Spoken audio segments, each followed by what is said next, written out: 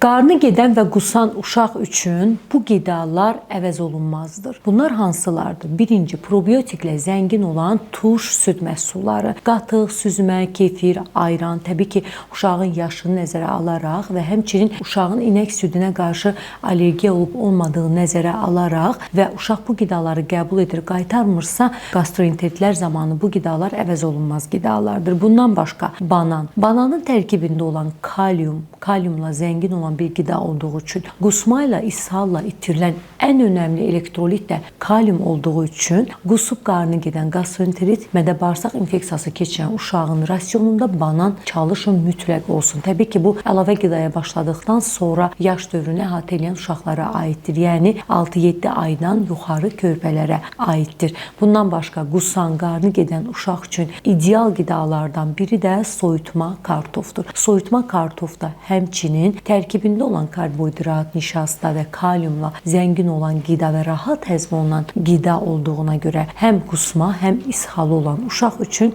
əvəz olunmaz qidadır və həmçinin qusma, ishaldan əziyyət çəkən uşaqlara ev şəraitində elektrolitlə zəngin olan məhlul hazırlayıb yavaş-yavaş damla-damla çay qaşığı içirdə bilərsiniz. Bu məhlul nədir? 1 litr suya 1 xörək qaşığı şəkər, yarım xörək qaşığı duz və yarım çay qaşığı soda qatıb həll eləyərək bu qarışığı 1 çay qaşığı olmaqla hər qusmadan əvvəl və sonra uşağa 2 çay qaşığı olmaqla içizdirə bilərsiniz ki, elektrolit itkisinin qarşısını alasınız.